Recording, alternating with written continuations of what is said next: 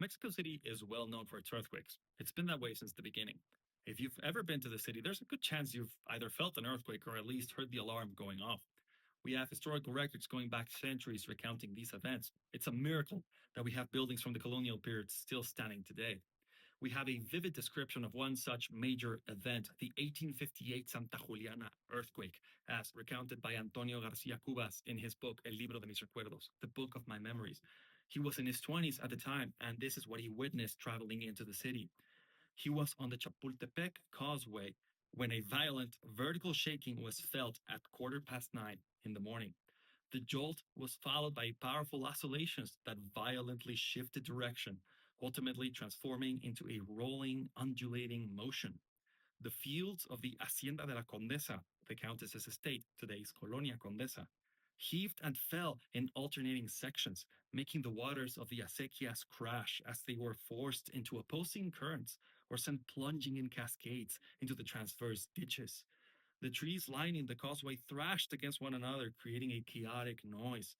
The aqueduct, which terminated at the Salto del Agua fountain, took on the movements of a snake slithering across the ground.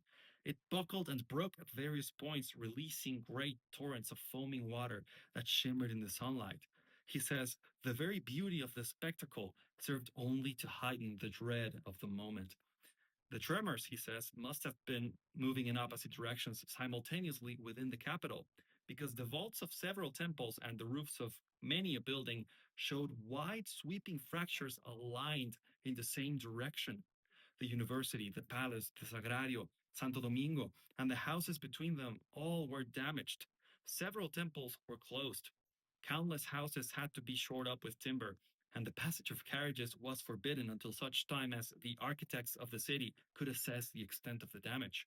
At night, the Alameda, which is the oldest public park in the continent, opened its gates to offer refuge to those who had fled their homes for fear of imminent collapse.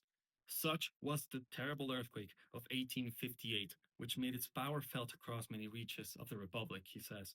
And that it did. At least 19 people were found dead in Mexico City, and the city of Pátzcuaro, Michoacan, which was closer to the epicenter, was absolutely devastated. Scores of buildings came down. This is a very sad anecdote, but still a very interesting look into 19th century life in Mexico. Let me know if you'd like to hear more about this and this book, and stick around for more of Time Was Mexico.